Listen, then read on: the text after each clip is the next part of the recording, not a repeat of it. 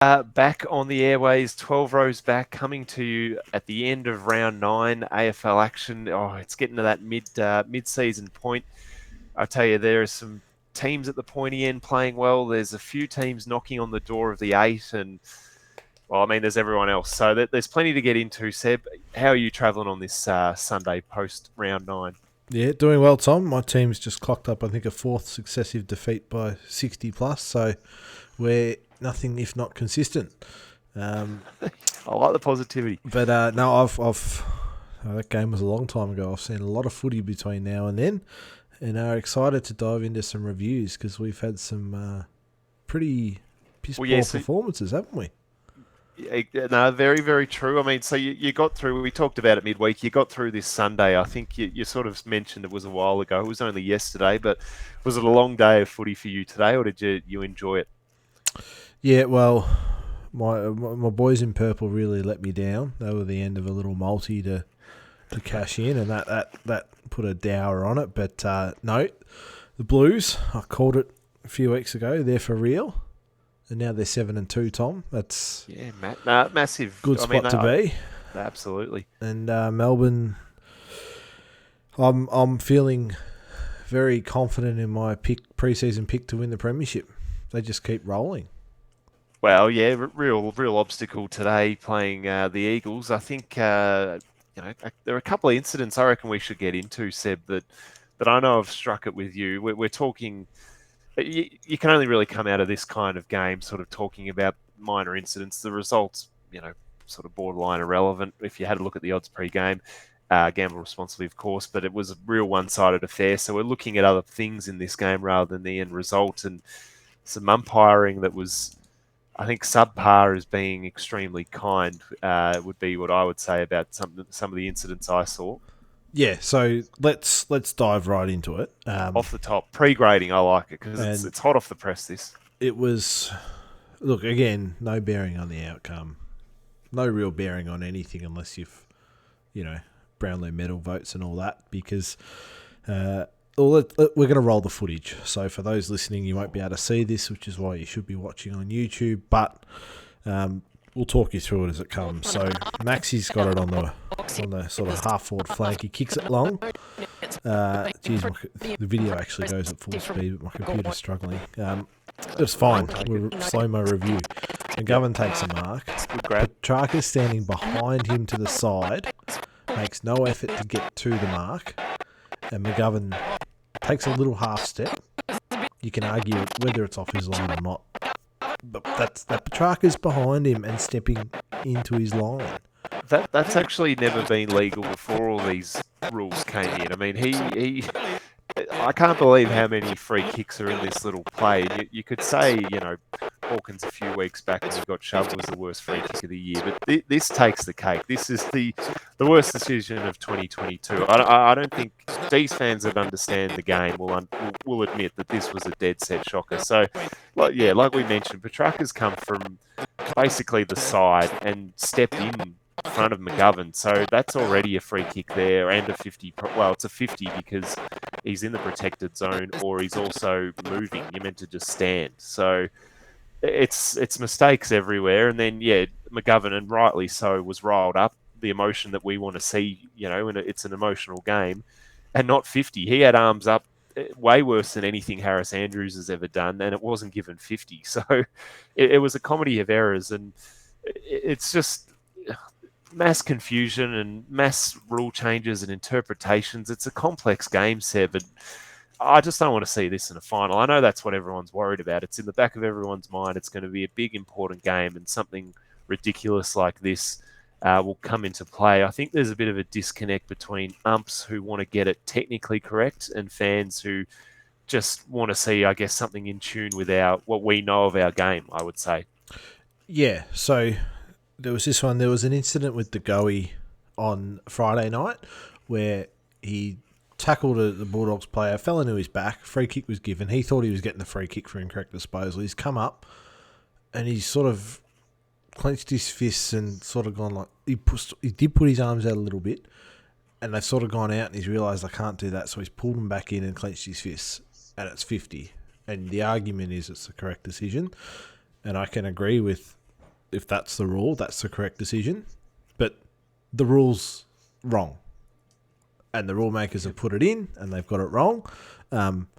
If we really want to understand the game, this was brought in to encourage umpires coming in at lower levels. How long do we have to wait to see that number rising or not rising to decide this rule's useless? Because you no matter what rule we brought in, it's not going to in 10 weeks suddenly have Yeah. potential umpires coming in or out. It's not going to affect it yet, but how long do we have to wait? Because it's not a good look for the game at the moment. And It's embarrassing. I'm with you. It's embarrassing, isn't it? yeah, 100%. Where I'd implore fans to try and differentiate is the umpires making these decisions and not the people who decided to bring the rule in. The AFL's done it to sort of help protect umpires, but if I'm being candid, Tom, if you want to keep growing the game, I think a bigger issue is fan behaviour at games, language being used, behaviour. I saw an incident 2 weeks ago where there was a fellow North Melbourne member or supporter. He was using some pretty foul language with his own child, and someone in front turned around, told him to stop, and there was a bit of back and forth, and he was getting real angry. And it was just, I question whether I want to bring my kids to games at night where people have sort of had a few drinks and they're rolled up and then they go on like that. I think that's a much bigger issue than the respect shown towards umpires, because they just need to relax this rule now and let the players know that if you do go on with it, it's going to be 50. But if your arms go out a little bit, we're not going to penalise that. Like, Exactly. the players are now being respectful enough that whether the arms are out or not, it's not a terrible look. Yeah, absolutely, and like you've got a really good point, because that's the AFL's nightmare, is that the families don't come, because that is the next generation that are going to come to the games and buy the memberships and pass it through family to family. So it's a nightmare scenario for them, and they're creating that themselves though by giving free yeah, rein to the broadcasters too on when they're fixture games. you're throwing that into. Oh well, if they want the families to turn up, you can't keep fixturing games at night, and like the Sunday No, it's hard 4:40 because slot ain't great. well, true. The nights, the TV, Friday night or Thursday nights when they have them, that's sort of your prime marketing time. So look, it's a delicate balance. But look, back on the umpiring, I mean, with all this confusion and abuse and lack of poor fan behaviour, even would that encourage you to become an umpire? Like, who's going, oh, this dissent rule's a great one, I'll become an ump now? Like, I said it a couple of weeks ago, it's having an adverse effect. I think it would probably turn more umps away at the grassroots level, because who wants to umpire with this kind of rule in the books? Like, I haven't liked it from the point of view as well. The dissent, when you're throwing words in there and definitions, it's so varied umpire to umpire, and that's what gets me.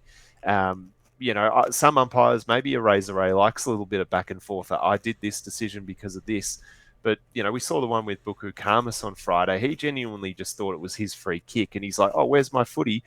And the ump's given him 50. Like that. That is not dissent. That's not umpire abuse in any way. That's just a confusion of an incident. So it's really, I'm with you. They're way too hot on it, and we just don't want it to affect a major game, because It will. It absolutely will, because the emotions go up at least 40-50% in a final. Yeah.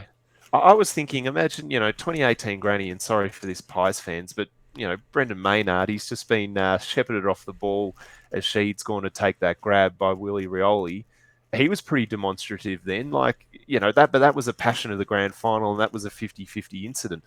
You're telling me that's 50 now, and that's the game, that's the granny. Like that's probably what we're building towards, Seb. Something huge like that, and I don't want to see it. Yeah, or they won't pay that one, and then it'll be ticked off, and then everyone goes, well, why have the rule all year to not pay it here? Yeah, so it's a mess. The umpires are also, if they use common sense, it's considered incorrect. Like, they're not supposed to use sense. They're supposed to apply the rules. It just, like, this one, We could have picked out a stack, but this one was a clear misinterpretation of the rules. And I think part of this issue is they're being hot on stand and protected area. But if you actually watch, no players ever actually man the right spot on the mark. They just sort of stop and stand, and so long as they're standing still, it's considered okay. And sometimes they're a metre over the mark, or they, right as the umpire call stands, they take a big step to the inside, and that's all considered okay because the umpires don't have time to run in and go, here's your mark like they used to, because the ball moves around so quickly. So they, you might as well get rid of this met. Well, we lose as the fans in this situation, really, don't we? Like it's making Yeah, it harder to watch. yeah, unnecessarily harder as well. Yeah, I get what it does, the stand rule, but I mean this is a protected area, which there should be the easiest to apply, and players do now know you got to follow your player through. If your player goes off to the left, you can't go to the right. You've got to follow him. There was actually a really bad one in the Giants Carlton game where Carlton player had the ball. I think Doherty went one way behind him and then the other. And then the Carlton player took a step back right as Doherty went past. So the Giants player had to go a bit further and didn't quite keep up with Doherty. And then instead of following him directly up the ground, he followed him. He kept going out, but he didn't go out quick enough, and it was 50.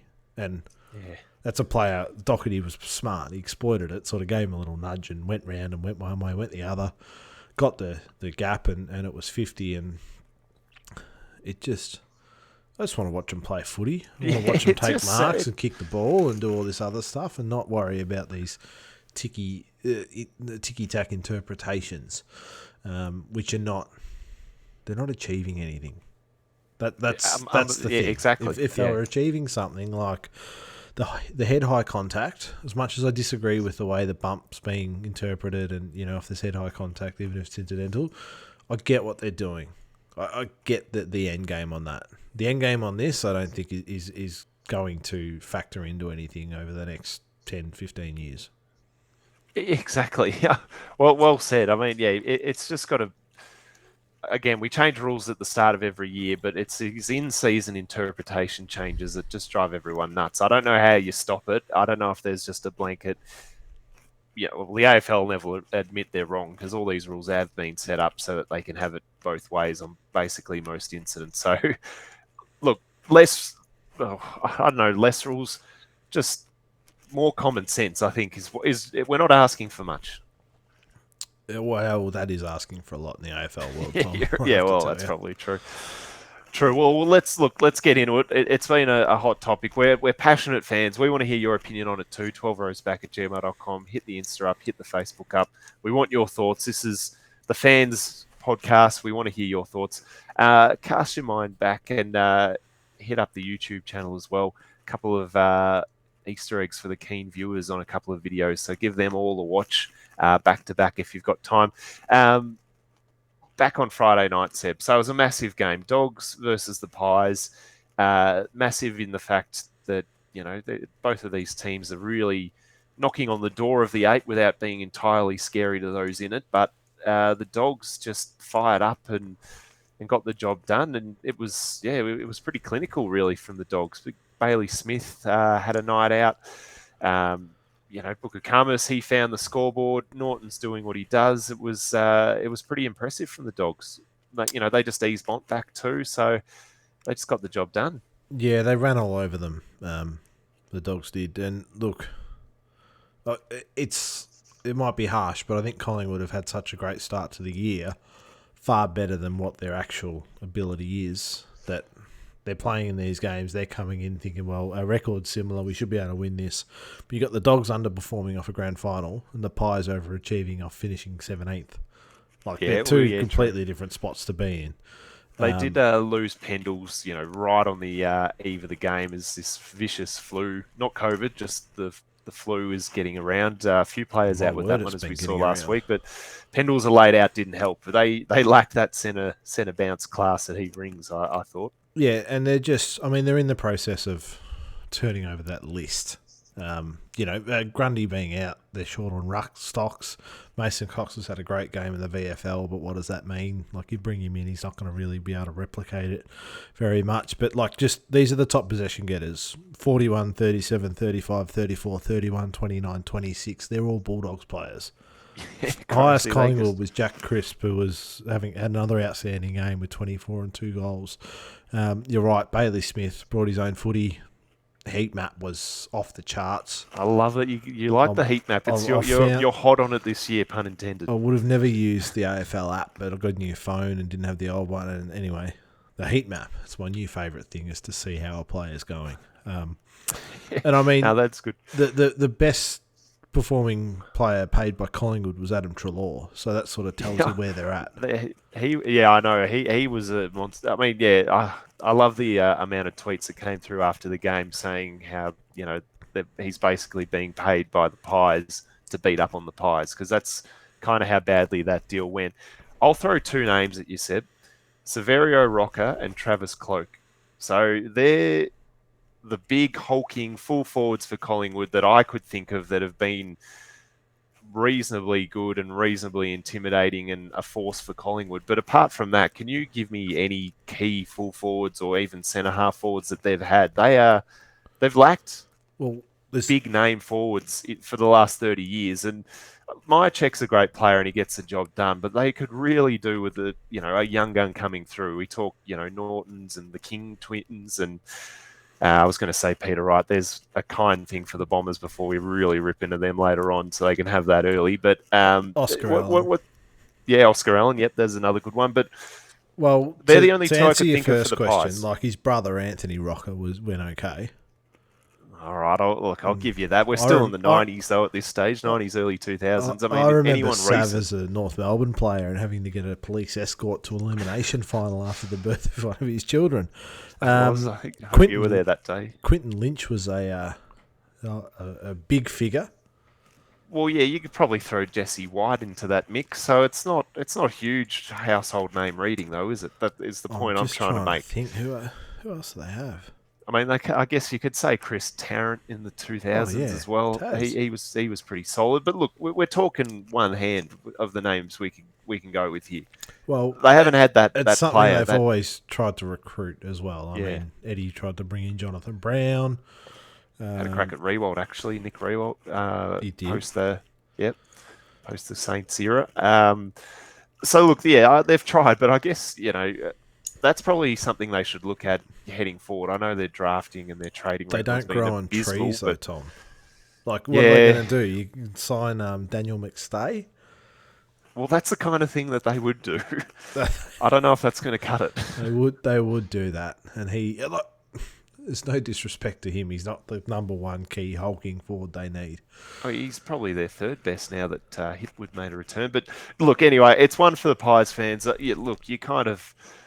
Yeah, I'm going back to obviously Sav. So we're talking a generation. So it is hard to find them, and they don't grow on trees. But geez, it would top them off.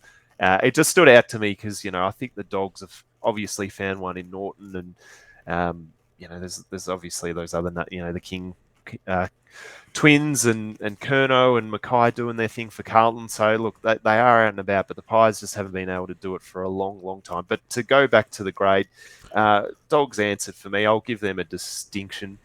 Really enjoyed that, beating up on the Pies, and now they're really back in that hunt. There's a little bit of a trapdoor into 8th and sneaking in. There's a couple of teams just holding in there at the moment, and the Dogs are knocking on that door. So I'll give them that. I'll fail the Pies. Didn't really give a yelp, so I think that's fair. Yeah, I will only pass the Dogs because, again, they've beaten an average side, missing some important players. Fail the Pies, again. They had a chance, and they're going to have a few chances before the season's out. And I've just looked up some leading goal kickers. So this is way back, but Brian Taylor. Okay, Bristol, we're going a long way back right now, but I like it. That's the 80s. Jack Anthony, so you're going to mention? Oh, household name might be a bit strong, but he won a semi off his own boot for them in Yeah, '09. and then this is to put more recent times. Their leading goalkeepers are Maya checks the last 3 years. DeGoey, Jamie Elliott, Fasolo, Cloak, Didak, Paul Medhurst, and then you're back to Anthony Rocker, Chris Tarrant, Sav Rocker. From '93 to 2007, it was like the Sav, Anthony, or Chris Tarrant leading the goal kicking. Hey, all good names and all could play, but it's been few and far between. You've literally now given me the '80s as well, so this is a 30-year plus battle for this club. Um, yeah, I'm happy on those grades, Seb. Yep, you I'll like take your you up on work. that. Yeah, like both of our work, I reckon. Nice little sharp one when we go down memory lane. Saturday, where did you want to start with the Saturday games? Well, we'll go in chronological order, All timeline right. wise. 1:45 MCG Richmond took on the Hawks. I was Yep. going to say put the sword to them because I thought it was a bigger margin than what it was. Only 23 points in the end, but they were Well, I well think. out in front, weren't they? Well, yeah, it was sort of deja vu for the Hawks in terms of the D's game as well. That they really, I've got the old scoreworm here. They just really made a late run. So if you're a Hawks fan, I don't know if you're loving the fight and the will to get back in the game, but I think you're a bit more annoyed that it keeps coming at the death when the game's over. That it's not a sustainable thing to be doing that. So yeah, take encouragement from the run of goals and your ability to do that to teams, but it'd be much better if we were seeing it at the end of a third quarter or the end of a second quarter, and then they can really run a game out. So for the Tigers, I guess you've got to love the form of Dion Prestia. He is massive for them now that he's back in the side. Um, I'm not two probably not household names. You got Daniel Rioli and Liam Baker. They were racking up the stats. I thought they were impressive. That's Good to what see they for do the. against average sides. Dan Rioli, he's real tough man, Well, isn't I he? guess off half back. Maybe I'm giving him too much credit. Tom Lynch, he's still in Coleman medal form, so he found the big sticks again. Good to see Mitch Lewis back for the Hawks. He's massive for them. I mean, for a pick, I think he was in the 60s. He was deep, and people were making more jokes about Mitchell and Lewis leaving the club, and then they get a bloke called Mitch Lewis in. But now he's actually turned into a genuine one for the future for the Hawks. So I love seeing him back into it. But um, yeah, I think you've just, like I said, got to be disappointed with just their form in that game. It was up for grabs, and they just left a run too late. I think the game was done. Yeah, they. I mean, But I did you mean, expect them to win this game? I didn't. well, yeah, it's a fair question. Part of me, there's a lot of hype about the Tigers, and I think there's a few on Damien Barrett leading that charge, but I don't fully trust the Tigers yet. I'm not sure if they've really beaten much lately, so I didn't. This wouldn't I'd have surprised me subscribe to because that, Tom. But all right, I don't know who they're playing this week. But let's say this week they're playing a team that's in get the that for you. bottom 8, bottom 10, and they're playing them at the MCG. Do you think they'll win? Well, yeah, I guess when you Yeah, say it you like that, you would. give it to. Well, actually, funnily enough, this Saturday night it's the Dreamtime game, so they do have Or do another. you think they'll win that? They've got a bottom four side this week. Yeah, you'd think they would walk that in a canter. So Yeah. I don't So think we know the real Richmond, but I take your point that they they do tend to win these games. they're going to beat up on the teams at home at the MCG. Not at Marvel, it's a bit far, but at the MCG they will beat up on teams. And I mean Hawthorn sort of stayed with them. The Hawks are just still rebuilding. Still, like Sam Mitchell's still learning things every day. It's a learning on the job style sort of thing. You'd be learning more about his players. You can't sort of fault them. But like grades wise, Richmond are pass and Hawks are fail. But more, I could almost pass the Hawks. Like Yeah, I was I tempted to. think I think because it pass was and out to fail's close to fair. 40, and then there's a few late goals, puts the margin a bit more respective level. I think it's a Yeah. fail. No, I'll give you that. I mean, they did kick out early in that second quarter too, so they did have, it's all about timing this run. But I think it's what we're seeing in a young team, just the inconsistency. But yeah, I'm happy to fail them too, and I'll pass the Tigers. Heading down to cold old Tassie on a May afternoon, Seb. Roos v Power, and you mentioned Severio getting the lift to the game. I'm pretty sure it was Roos It v was against Power the that Power. afternoon. Yep. Weren't a whole lot of people at that game, but I know you were, and someone that should send us a mailbag question probably wasn't. But what did Well, you think of the game? yeah. Well, we can go off on a tangent. That person who should send the mailbag did provide us with some great Instagram photos for your Oh yeah, birthday. So we at should my say a expense. belated happy birthday, Tom. I'll Uh, take that. They were some real archive work, and I not my best photos, but appreciate they got a lot of attention. So I'll take that in the name of 12 rows I back. think there's plenty of poor haircuts, sort of from sort of 16 to 21 Well, yeah, I think for you're lucky we're males not across pulling. Australia. Yeah, you're probably lucky we're not pulling a few out with a bit of peroxide getting a run, Seb. But I Yep. know you want to forget about that. You're more than welcome. Come my birthday. Look, Port Adelaide were good. The contest was on for sort of quarters, first 20 minutes, and then quarters 2 and 3. It was on, and then it was off in the last quarter, and they ran out convincing winners. They lost their first 5, and now they've won their next 4. Port, so they're back in the finals hunt. They're a good side. Without, like, we've talked about it. Their losses early were Brisbane at home. Adelaide after the siren. Adelaide after the siren. They should have beaten Carlton. Yeah, came right back against Carlton. And there's one. I think more they in got there. smashed by the Hawks. That was a bit of an outlier. That was sort of the aberration. But then they've won. That win against the Saints starting to look a little bit better, which we'll get to. North showed some effort. You could accept the effort. They dropped off late. That's just going to be the case with the young players. You did lose Simpkin before the bounce too, didn't you? That We did, but I mean they don't have Dixon playing. Like, players are out. Players have to step up. your team probably list of needs a players. Simpkin in, doesn't he? You need all the talent on the park that you can. Who came in for him? It's a good question.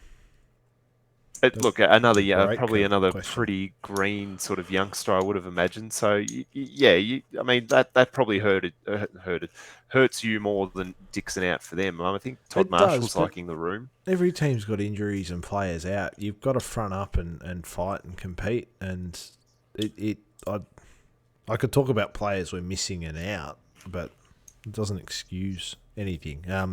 Port were just good. Ollie Wines was Brownlow best. Marshall's kicked 3. Georgiades has kicked 3. Ollie Wines has kicked 2. Xavier Dersman's kicked 2. Finlayson's kicked 2. Motlop's kicked 2. Sam Powell-Pepper, their backup ruckman, snagged 1 goal. Wow. 2. They had a little bit of a day out, some of those forwards getting on the end of a few late. Same old offenders from North. I mean, you've got Josh Walker, Kane Turner, and one more down back whose name seems to escape me, of just average plotters, to put it bluntly. And North are where they are. I mean, fail and distinction. They're sort of the grades that sit in my head. Distinction actually seems a little high for me. I know they won by what was the end margin? 10 goals. 69. 69. There you go. I feel distinction's a bit strong. I thought they'd win and win maybe 8 or 9 goals, so they're basically almost there. I'm happy just to pass the Power, to be honest. I can't quite pass your boys for the same thing, so pass and fail for me. Yep, no, that's fair. We just have to turn up. I mean, who knows? We might beat Melbourne this week. Oh, if that happens, I'll come to your house and we'll do a live show together. But that's how keen I would be to see you celebrate that one. It'll be a weekend celebration. I hope to see it. Well, it's a wedding anniversary style celebration because it's my wedding anniversary. Okay, and that's 6 so years you probably on. don't want me knocking on the door to talk. Oh, no. We'll still do that. But 6 years on from when on my wedding day North beat Carlton by 10 goals. That was a great day. That was a fantastic day. You went 9 and zip after that. That was 10 and zip that game. 10 and zip. Yeah, there you go. Yep. That was finished 8th. Boomers last game. Lost to Adelaide. Right. Marvel Stadium, 4:35. Now, Geelong were out. Potentially should have been out by more. The Saints blitzed it for a quarter, and took a 15-point deficit to, I think, a 15-point lead at three-quarter time, somewhere around those figures. Correct. People seem surprised by this, Tom, and I can tell you the reason I'm not surprised. The Saints love Marvel, slick on their home deck. The Cats are very suspect to not playing four-quarter footy. And Fully agree with that. the Saints just managed to hang around, and just had sort of the forwards to stretch them. Like, King's a good footballer, Well, you yeah, would say. And I would Membry getting up and definitely down the agree with that. ground, sort of a bit of an everywhere man. Our mate Longy, fourth in the most improved, had one of his best games. He's been down back all year. He was playing up forward. He was dynamic, to say the least, Seb. Yeah, and the Cats came back, but the Saints managed to stave them off. And look, full credit to the Saints. It was a famous win at Marvel, shades of '09.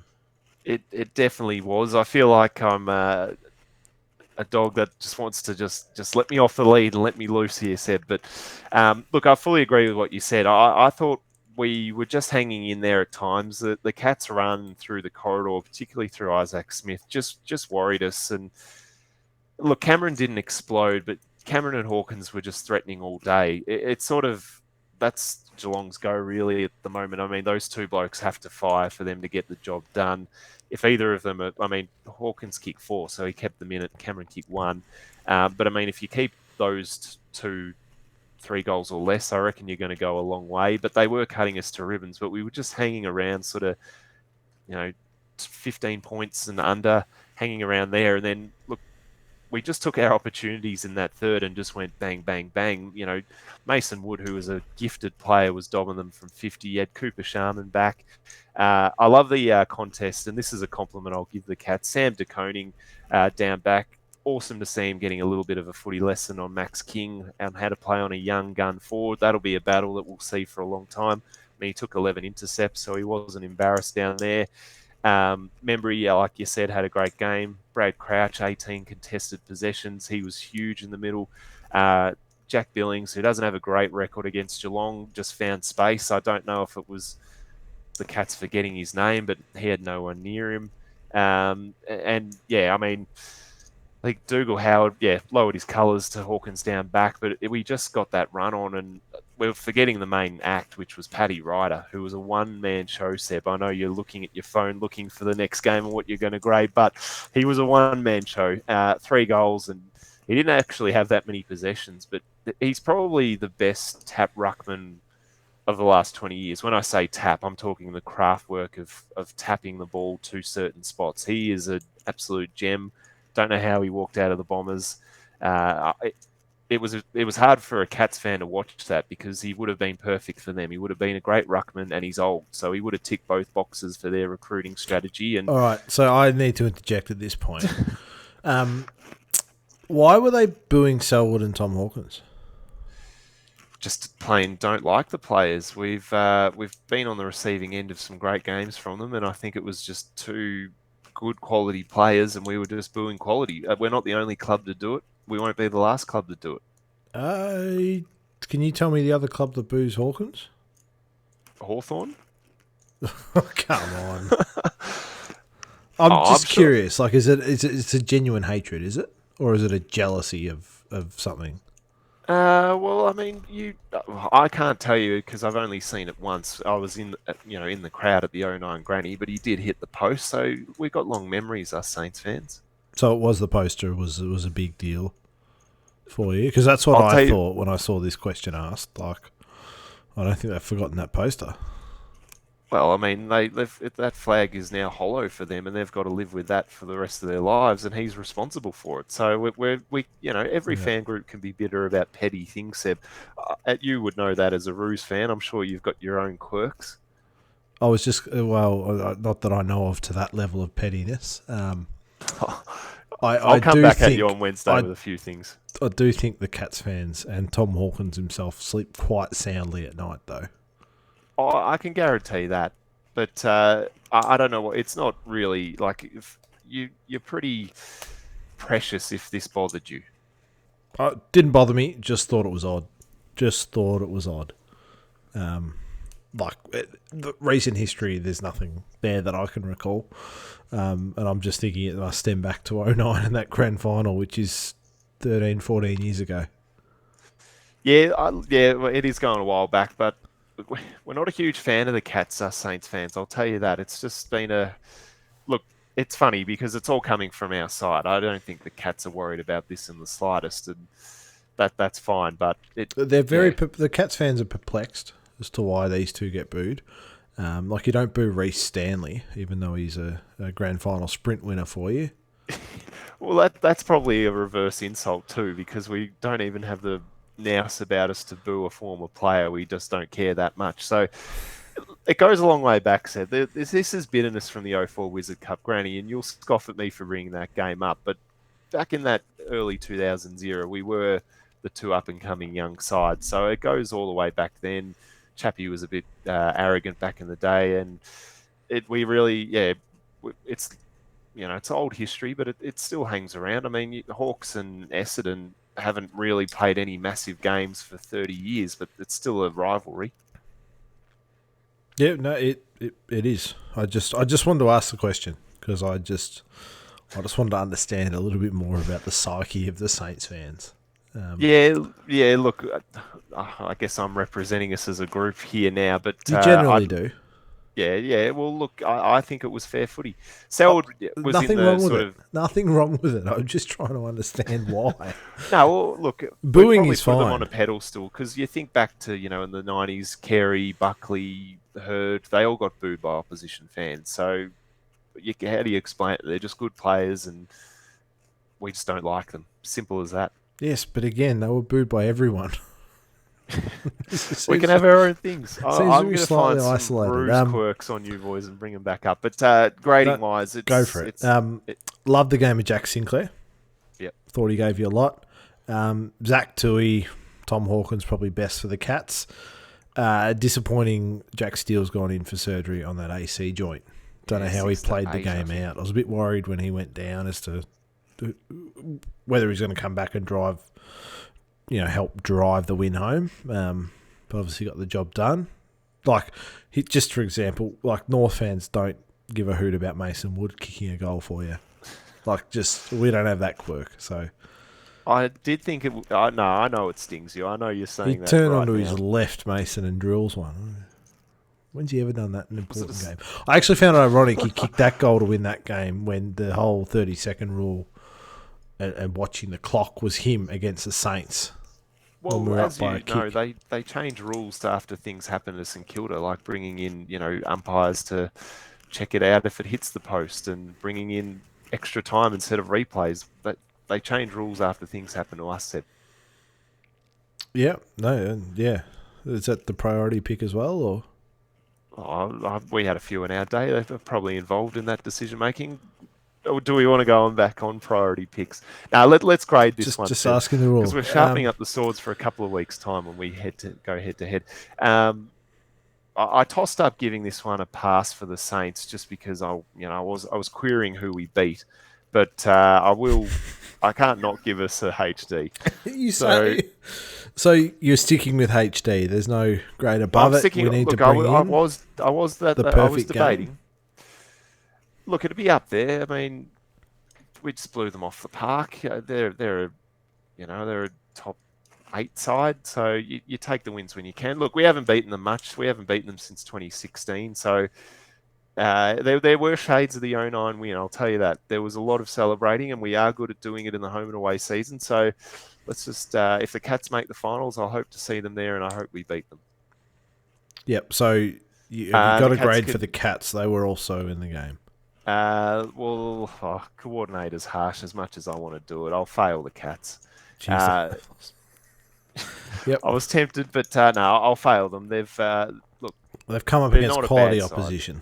You can't win them all. We are the only top 8 team that hasn't played either West Coast or North Melbourne, so that sort of gives you a little bit of comfort, given that the rest of the top 8's had a couple of easy hits. So let's hope we take our chance when we actually get to play those teams. Yep. Yeah. Oh well. Hopefully, you'd hate to drop one of those. I will give the Saints a distinction. very good win on their home turf. And obviously, the Cats could have been further in front. That would have changed the dynamic of the game slightly. The Cats get a fail. They have won one, lost one, I think, all year, if I'm not mistaken. Maybe the first 2 weeks they won two. But they've been very up and down and inconsistent. And to be honest, this didn't surprise me that they dropped this one. The Saints have been charging and, sorry, I was going to insult the Saints unnecessarily, so I'm not going to do it. No, please do it. I'm not going to do it. It was a good win for the Saints, and that sits you sixth. Exactly. So there was a lot of we're back in the top four, but percentage is massive, Seb, as we've seen. I know Sydney and us have basically leapfrogged each other for the last 3 weeks, even though we've been getting the same results. So it's that close. So percentage is massive. Oh, yeah, and as you said, you haven't had the chance to play a West Coast or a North, and that might be a chance to make sure you don't have the second worst percentage in the top 8. There it is. Let's. Look, I could stay on the Saints and go toe to toe with you. And if anyone does want to hear a lesson in the Saints' quirks, I'm more than happy to go into that. But I'm guaranteeing you, Seb, all clubs have them. I can't think of North Melbourne's off the top of my head, but I have sat next to a certain fan, and you are shocking winners. But anyway, I digress.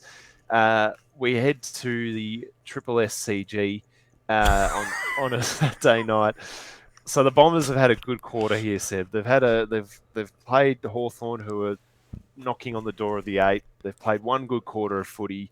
They're back apparently, and you had a Sydney team on the rebound on their home deck. I know these two teams have played a lot of games that have been close, but this certainly was not one of them.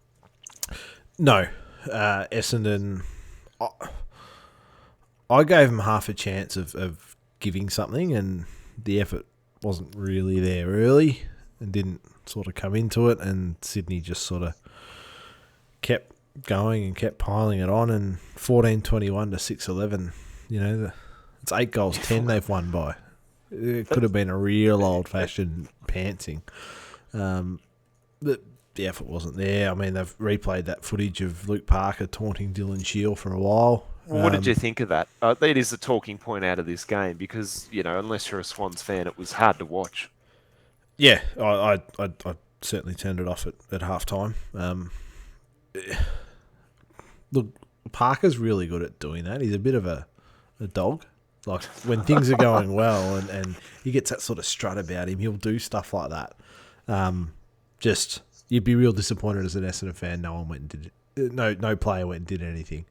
That one and the merit hit too from Rowbottom, so he got cleaned up. Rowbottom will probably get a week for that. No one arced up about that one either, so it wasn't. Yeah, it was just there's a lot of individuals. Well, who's their captain? Dyson Heppel. He looks one of the nicest people in football. Doesn't have that in him, does he?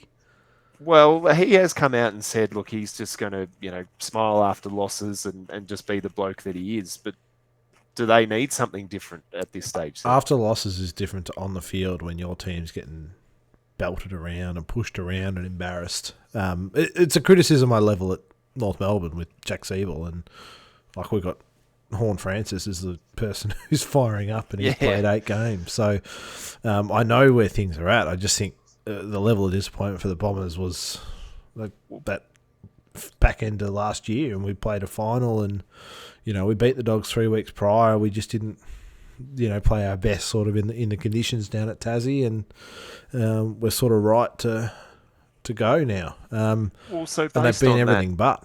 Well, exactly. So based on that, I mean, are they the worst performed team of this year? I know like the Eagles and Roos have had their struggles, but we didn't really expect them to sort of push up to the 8. Like the Bombers were, premiership top 4. They're sitting in 16th. I mean, ratio be between them and the Giants right now. The Giants did win a final last year, and they're 4% splitting them on the ladder. But no one had expectations for the Giants to fly up and keep improving, and everyone seems to have been sucked in by the Bombers. I'm yet to see someone who didn't think they were going to be around the mark for finals at least. Not everyone had them flying right up. But it just, yeah, it's disappointing. And like they've got to come out with a real fire against Richmond, or it's just, there's going to be a heap of pressure coming on that football club. There already is. It's only going to get worse. But, I mean, Sydney bounced back after a disappointing loss to the Suns. Yeah, absolutely. That was impressive. Again, I can't help it, but Buddy Franklin loves playing the Bombers. They're his bunnies, and he had another great night. He just loves seeing them on the fixture. Probably looks at it. He went bang, bang, bang. I mean, yeah, like we said, Parker in the middle. Just Chad Warner, he's a bloke that I actually really enjoy watching from the Swansea. He's sort of in that Parker mould, like you mentioned before, Seb. He can have that little bit of swagger about him, but he's getting the job done at the moment. There's just a lot to like, and yeah, you'd love it as a Sydney fan that they just straightened up and they put the foot down in this one and made a statement. And like I said, percentage is huge. Well, they've sort of jumped up into that top four conversation. I think they're fifth at the moment, but right on that top four doorstep. So we're going to see ebbs and flows from the Swans. I don't think sort of losses to the Suns, although that's probably not looking as bad now given what they did today. But really enjoyed what I saw from the Swans. I think I'd give them a distinction.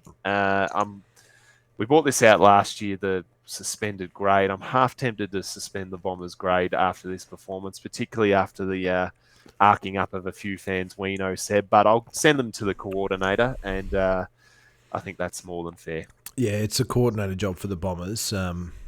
Playing a top four side or top six side, depending on how you look at it, at home, probably not the best situation to be in. But for a lack of overall effort, it's coordinator, and Swans get a pass. A pass. Yep. Jeez, that's a whack there, Bombers fans. A 10-goal win is passable from your opposition. Cop that. Yeah. I like it, Seb. Our man Tommy Papley. Good to see him running around. live 2-3. Loves it. Jeez, would the Blues be top two with him running around? We haven't made one of these for a while because he's been on the sidelines, but geez, he hasn't lost it. They'd be top two or top one. Exactly. One of those two. Probably not top one because the D's are unbeatable, as our friend keeps telling us.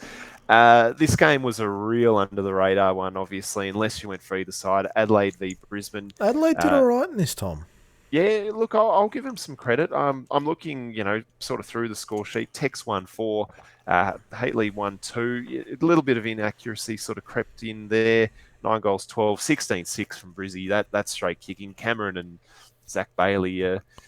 We're getting to halfway and the All-Australian debate comes in, but are those two in the forward line for the All-Australian team, Bailey and Cameron? They are having some sort of year individually and really turning it on with the absence of sort of your Hipwoods and Danahers and McStays now. They're more than covering those big blokes at the moment. We declared Cameron the best small forward in the competition, I think, at the start of the year, and that my mind has not changed on that. He is just electrifying, can do anything.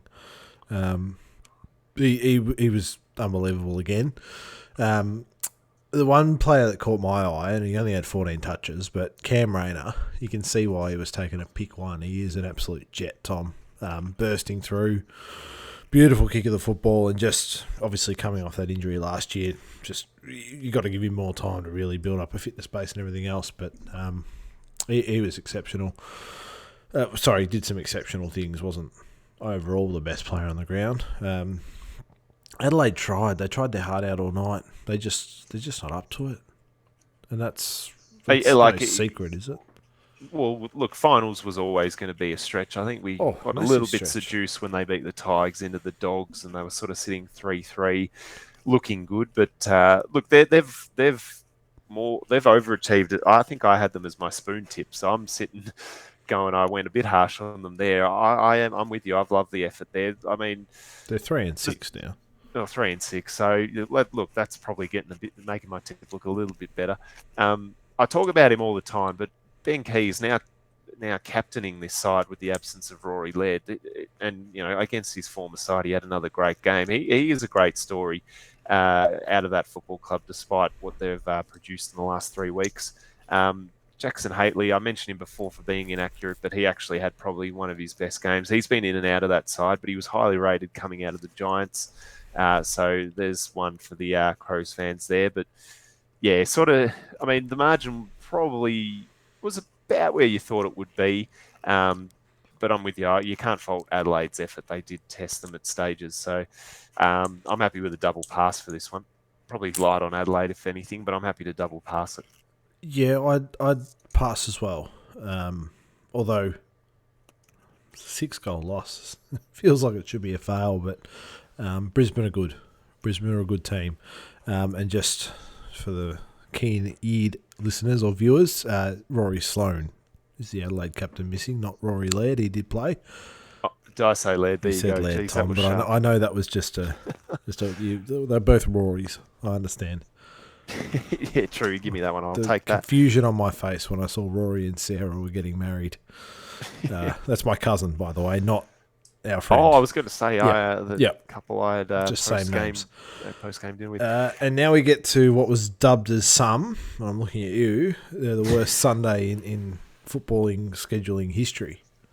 Look, it wasn't great, and if you sort of had a look at... If you watch the games, it didn't turn out great either, I can tell you that. Exactly.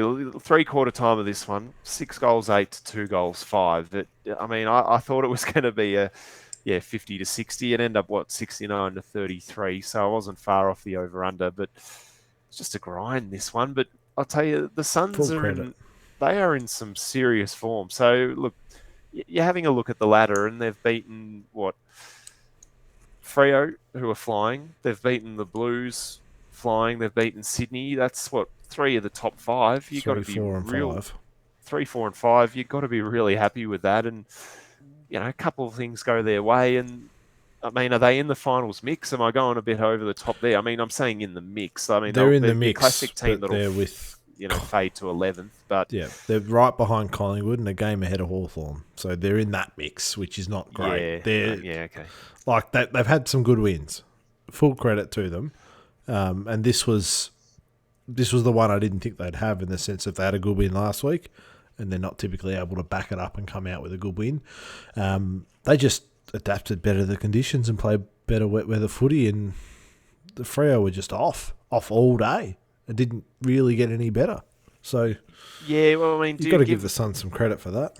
Well, true. I mean, yeah. Do you put anything on Freo? I mean, they have been on a really good run. I mean, was it just sort of a matter of time with this group that they were just going to sort of hit a wall, or are they beyond that now and we should be harsher on them? No, we should be harsher on them. But yeah, they've been up for a little while, got the extra couple of days rest.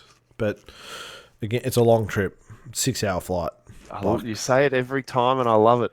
No, well, it is the I did say last week, football. I feel like the Suns might be a chance just on that basis, and I forgot that when putting my tips in.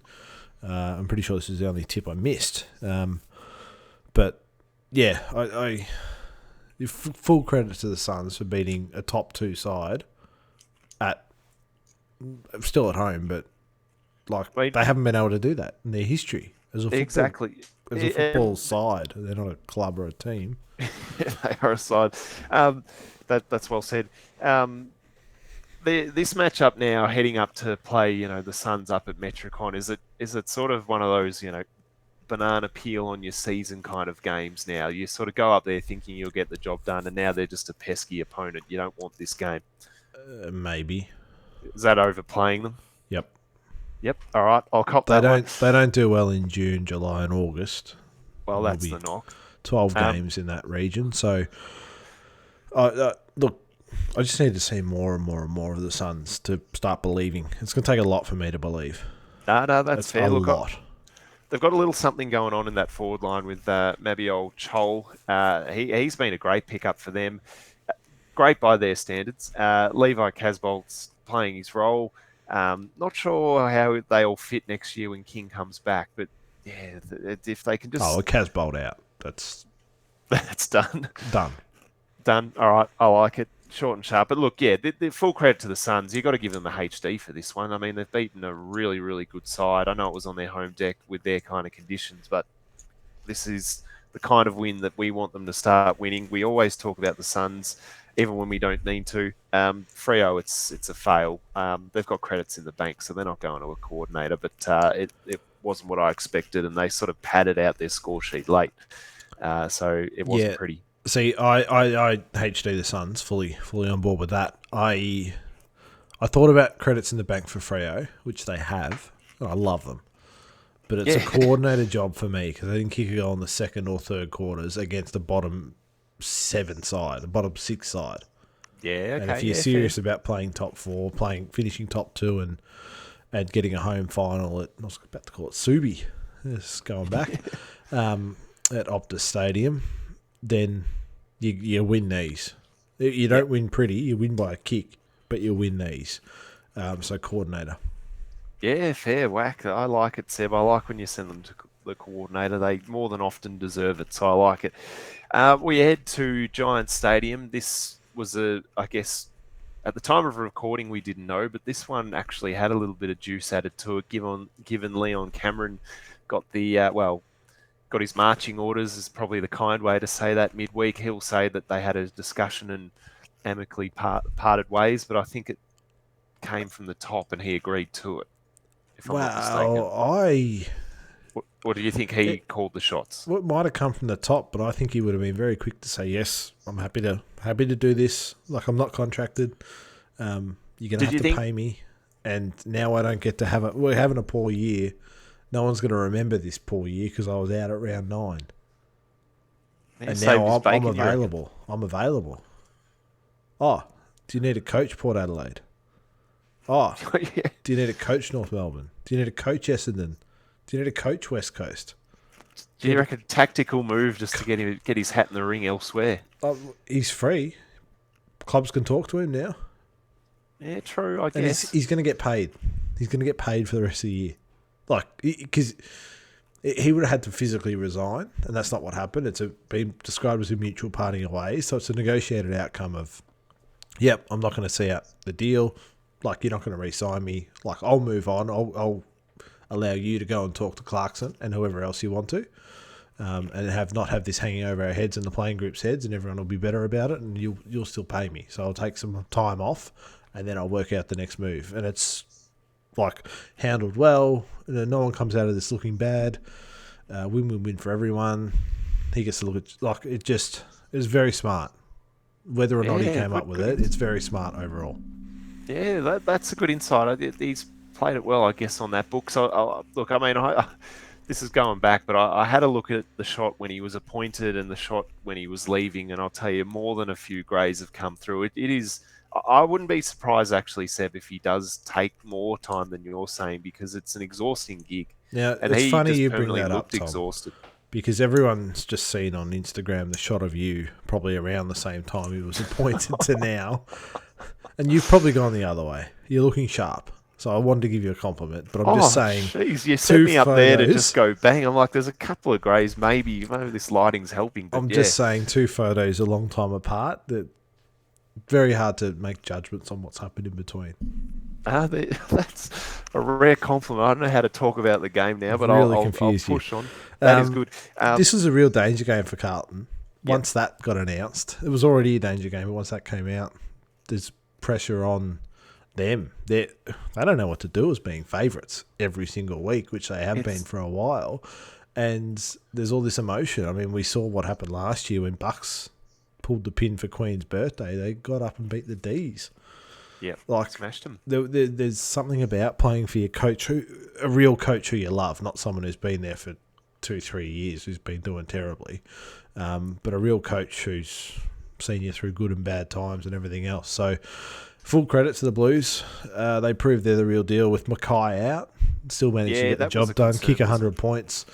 Obviously, they still got an A+ forward in Charlie Curnow, who might be the better of the two in my books. it? Might be I'll a come with you on controversial that. one.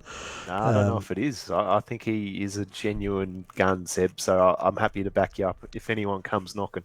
Yeah, but they still ran out convincing winners, 5-goal winners. And Well, the Cripper interesting was thing. down as well. Yeah, that's true. Oh, they found something. I did love the run of Chera and Walsh bobbed up early with a couple of really good snaps. He just got real good purchase on it.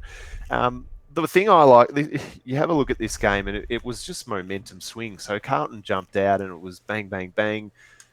Tom De Koning, who's also a gun, great sporting family there. He's taking hangers, and Are they they? jump.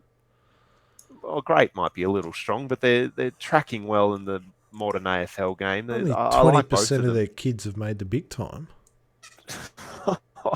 There's the stat. What are they? What Family of family 10. of 10? Yeah, Yeah. jeez.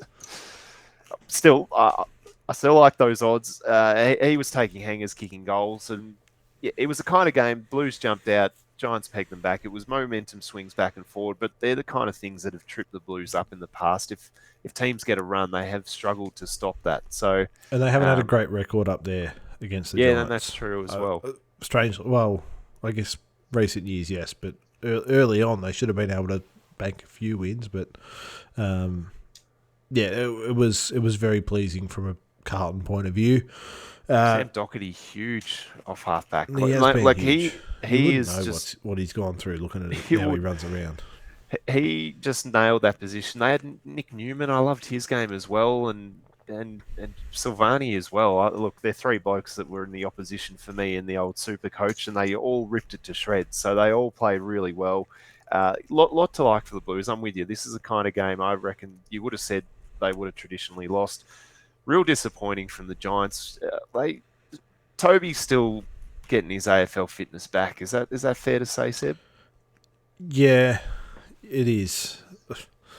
I'm just thinking of like he's one. Throw in But he could do Tim anything. Taranto, Nick Haynes, even maybe Josh Kelly's had a couple of good games. But these are the talent that we keep saying that they've got, and they're not firing. So look, I don't know, maybe the back half of this year, because how do you go against the caretaker coach? But whoever comes in next, I'm really keen to see how they go with this talent, because I reckon there's some big You names, reckon there's and talent there and they should be able to harness it?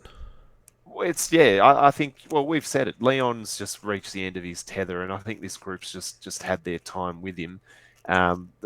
They needed that spark. They needed that new voice. We've said that over and over. So I'm just I So won't get my answer till next year, you but I'm reckon fascinated. I you know it's an reckon obvious he's statement that they've got a lot of talent, but yeah, but you're we're saying talking. he's bringing the Ferrari back to the dealership in excellent nick, no No, scratches on no, it, or no, or no. or he's careered it into a pole and now we've got to I get a feel new like Ferrari. it's gotten away from him at different stages, and maybe not a new Ferrari, because that's a full rebuild. But I think like, there's plenty to work with there, Seb. I think it just needs a Well, new you just need driver to and a a new new driver. repair job. Yeah, I don't know where we're going with this analogy, but I'm trying to say that they've got the players, and they're just underperforming, and that's something I'm putting up on the coach's Yeah, box. I just saw this reported on Twitter from someone with a photo of a Ferrari that have crashed into a pole. Oh, okay, well, that's probably a fair analogy, because, I mean, yeah, there was all that talk. You It probably was remember it just a 5, 6 years throwaway ago. line Was from Hutchie, probably 8 years ago. Yeah, media like it was a king long time ago, but got legs? yeah, and it's just incredibly unfair because we're just underrating how hard they are to win. We have to grade Tom. That's what Yep, we're here for. Distinction for Carlton and a yep. fail for the Giants. Yep, you read my mind. I'm Yeah. happy with both of those grades. I'm not sure you can see it any other way. Yeah. Well, I thought about coordinator for not sending off Leon Cameron with a better What performance, but Carlton, they're the real deal.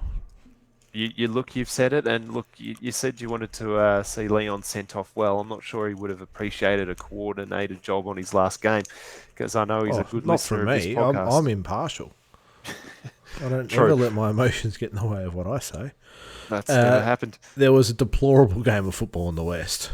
Oh Um, yeah. there was about 3,000 people there for the first bounce. There was an issue with the train, so the Eagles Oh fans really? couldn't even get into the ground. They had to walk a couple of Ks Well, so it's sort of like instead of walking from Richmond, you got to go from South Yarra for you Southeasternites getting to the MCG, jeez. which is a fair hike. But this one went to script. Melbourne, big win. West Coast, not good enough. Well, would Rinse you and say it repeat. went to script? I'm What's the margin? disappointed. Forget the margin, Seb. Tell me It was how many 74. The goals. line was 70. Well, so I guess it played out to script that way. But I'm looking at these middle two quarters, two 2 goals to 3. What's happened in this massive chunk of the game with the unbeatable D's against the worst side to put the blue and gold on maybe ever. And it's a 3-2 goal game. I don't think it was weather conditions, Seb. Is that I was impressed with the Eagles, endeavour in those 2 quarters. I mean, we've got the D's fans saying they're going to go undefeated and they're unbeatable. And I mean, I thought this week this was a chance to kick 200 for the D's. So I was really unimpressed. I mean, I know at the Can I moment they're can just I going through the motions can I and having explain this wins. for you then? Hit me. Did you watch the D's last week? Yep. Who did they Saw play? them they pushed all the way by a top 8 side in red, white, and black. The Saints. All right. I didn't realise that. Did they play 4 quarters of footy against the Saints? No, they probably played 3 quarters. Yep. Maybe even 2. Yep. So how many games have the D's played 4 quarters in? Or 3 quarters? Well, yeah, look, it's probably rare that they going through the motions, I would say, because they know how to win. They just have that little patch, and it's sort of like the Geelong team of the 07 or 11 era. They'd have a real good patch and then coast, which is fair enough. But that's what that was. Got out to a lead. It was classic. Couldn't be caught. We'll just tread water, and then West Coast really dropped off, and they just went party time. Look, the D's fans and you're will faulting take the them win. for this. You're faulting them for this. I am. I don't think you understand how Tom. bad this club was for how long, and this was an opportunity to sink the boots in and really, really show the comp that they are the team to beat, because they won't get many easier games than this. And I think they won, good on them, but they really just didn't take this game seriously. This was an opportunity to really sink the boots in and just make a statement to the comp, and they're happy to keep coasting. Well, they can keep coasting, but they'll come to a point where they'll actually have to turn it on, and all this coasting could come back to bite them. So you hate Geelong for 2009. Do you hate the D's because they broke the drought, and now that leaves the Saints with the longest drought? Is that what this is? No, well, look, I'm struggling to deal with the arrogance of the D's fans and the club. So it is bothering me. It's what happens, I guess, after teams win. But I feel like, even Richmond fans were better behaved than what I've seen out of the D's fans this year. Maybe I'm letting my emotions get to it, Seb, but I wasn't impressed. Richmond were gifted games at the MCG they shouldn't have gotten and won the flag. Melbourne had to go on the road to Perth. You can't go on the road because every team was on the road last year, basically, in that final series. Well, yeah, but it's maybe Richmond, Port Adelaide, but Richmond at the G versus Richmond anywhere else in Australia. Well, yeah. Well, I mean, they won a flag in Brisbane, so I don't know if that fully holds up. But the point is, Seb, look. Here's what I'm saying. If you want to pot the D's for winning by 74 points, be my guest. But they're 10 and zip. Let's just call that what it is. And you say they're not going to get many games like this. They got another one next week. They're playing North. Yeah, I might have gone short on that one, but thank God it's at Marvel. But no, the D's are seriously is that good. a good thing that it's at Marvel on a dry deck? Or I guess it didn't matter for the D's today. The D's don't like Marvel. Hold on to that one, yeah. Yeah. Yeah, they're good. They're seriously good. They've won by 74. What, are you going to fail them and pass the Eagles? You're going to fail them. I'll fail the D's and I'll pass the Eagles. I love the endeavour of the Eagles. I'm telling you, I'm giving them something, the Eagles fans. You can have this. It's been a long day. You had to put up with that. D's fans, yeah, you won by 74. That's fine. But I thought, if Richmond win by 109, this should have been 120 plus. So look, I don't like teams going through the motions, Seb. It's bad culturally. So the D's can have a fail. All right. I'm giving the D's a pass. Not like it was what they do. They get the win. They don't, no fuss, no muss. But I don't think you get, Seb, that this is meant to be an undefeatable juggernaut. That's just what I keep hearing. So if they're just going to turn up and win by 74... no one from Demons Land declaring they're unbeatable. Yeah, well, inside the club, I guess that's right. But just from what I'm hearing around my sources... Yeah, I mean, talk to. They're undefeated. They've got the best percentage in the league. And it was like, where's their loss coming? Do you want to look at it? Do you want to work out where it is? Well, let's give it a go because what the record is, 23 straight. I think this is win number 15 or 16. What's Might the be 23 16. straight there record? No, that's the all-time AFL record. Is it? Yep. Is that all? Cats 52, 53 All right. for that one. Yeah, it's 23. Yeah, you would have thought, yeah, it'd be a little larger than that, but it's still, that's a full season plus. True. So round 11, Freo at the MCG. Possibility. Possibility, but I mean, I guess Swans Freo at might the get up to that one. MCG, potentially. Yeah, it takes something from the Swans, maybe. Queen's That's iffy. birthday, I would say no. Nope. The bye, they won't win that week, so they won't win round 14. That's the first. We can declare that with confidence. The Lions at the MCG. Again at the G, I've got doubts on the Lions. Yeah. Crows at Adelaide Oval. That's a bunny side. Well, they did lose there last year. Yeah. That's maybe Geelong they will at slip. Geelong at GMHBA. You Got probably my doubts don't on rate that the one Cats. now after Yeah. yesterday. Wow. Port Adelaide at Traeger Park. Oh, look, What's if with they teams selling games against Port? yeah, I know it's soft run We're from playing Port Port. Adelaide, and We'll sell that. They're rubbish. they'll probably, Dogs at Marvel, round 19. They've set the record by this point. well, yeah, they have. They're well and truly there. So, look, you can't trust the Dogs, can you? The D's No. are all over the They've Dogs. got Freo at mentally. Optus on the return job in round 20. All right, so now we're heading into Saints 09, Bombers 2000 stuff right now. They get Collingwood at the MCG again. That's a gift. Soft again, they'll win that one. Carlton at the MCG round 22. That will be a game. No, that's Those a two really forwards will good bit of test them. scheduling. Yep. And they finish. I think they finish with the layer. Oh no, Brisbane at the Gabba. Okay, so yeah, that was couple of late ones. So but do you think they can go undefeated? I think it's a legit possibility. But my doubt is again what I saw today: motivation and care factor. They'll be happy to win 18 as they should. It'll get them a top spot, and you can go from there. That's just good football. But The only thing that stops them winning the flag is injury. yeah, and when they look, I guess the list isn't that long for them. Salem's probably one that jumps to mind, and maybe Hibberd. Maybe I don't know if Salem comes back, but Hibberd might not come back. So yeah, that's probably the only thing that will hold them back. Look, I know the listeners get puzzled when I fail teams for winning, but I just came in thinking this was a knockout. They've just won. They've won win. by 74 points. I thought it'd be a 100-point Is it win. the biggest easy. win of the round? Good. That's a very good I think question. it But we're is. talking first versus 18th, Seb. First versus 18th. Perfect conditions for football. Basically a full strength D's. They didn't rest Max Gawn, which I thought they might do, which might have been a smarter decision. And Well. yeah, Look, look, they're banking wins and that's fine. But look, I thought it was a Well, 100-point win in the offing and they didn't get there, so they failed. That's as simple that's as all it right. gets. I do pass them for being right around par, 2 quarters and a big win, keeping their percentage on top. But look, this is the beauty of our game. We agree to disagree. We move on.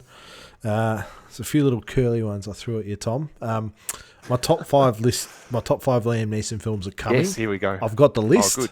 I just want to put it together in a nice little video package. So that is awesome. That is coming. You have to watch out for that. Probably it might be YouTube only, so we can boost the YouTube following. Oh, yeah, a little exclusive. And then we're round 10 this week, Tom. We'll be back on Wednesday to discuss all the issues, get through a mailbag question or two. And it was great. I rated your work tonight, Tom. Yeah, look, plenty to talk about. It's getting to that route. It's, depths of winter coming, but right now, season's up and about. It's up for grabs, positions and setting yourself up. Teams we didn't expect to be there. It's been a good year so far, Seb, and we'll learn more about it every week, which I love.